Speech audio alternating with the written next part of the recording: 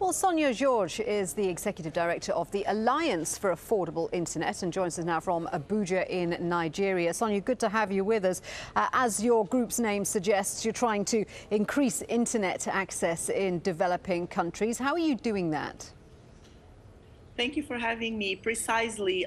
The Alliance for Affordable Internet, what makes us unique in doing this work is that we are a coalition of public, private, and civil society organizations that have come together to work with governments so that we can have an impact on the policy and regulatory environment in each of the countries and make sure that the right conditions are in place so that affordable internet becomes a reality in each of these countries in the developing world. Of course, and as you suggest, the main barrier, of course, for a lot of these people to the internet is cost, because if broadband is costing the vast majority of your monthly income, then it's not something that you're able to do. Can you bring prices down? We very much believe so.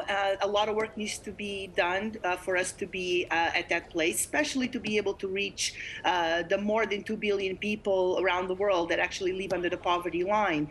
And so, and where affordability is even far more a way for them than it is for others. And so we do believe that we can do that. And that's exactly why we're working with all of the stakeholders to make sure that we understand what needs to be done and focus on action. By, for example, making sure that we lower the cost structures in the industry and therefore, of course, lower the price of the services and the price of internet and broadband around the developing world. And by lowering the cost structures, we mean everything from making sure that operators and the sector share infrastructure, don't duplicate investment, that the regulators have the right incentives in place so that investment is taking place and infrastructure is indeed being deployed everywhere where we need infrastructure to be. But then at the same time that we work with civil society and governments to make sure that users are aware of the internet, the benefits of the internet,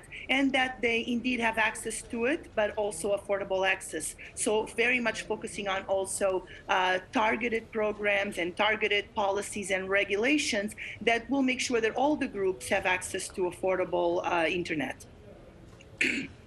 Sonia, just quickly, when it comes to a poor community, of course, there are many things vying for people's money. Why is this important? Why should these communities get on the internet? How does it benefit them? Well, we see the internet as a critical platform nowadays for any kind of economic and social development. And the truth is, governments are very much dependent on this technology and the internet as a platform to provide even government services that are basic to people's livelihoods.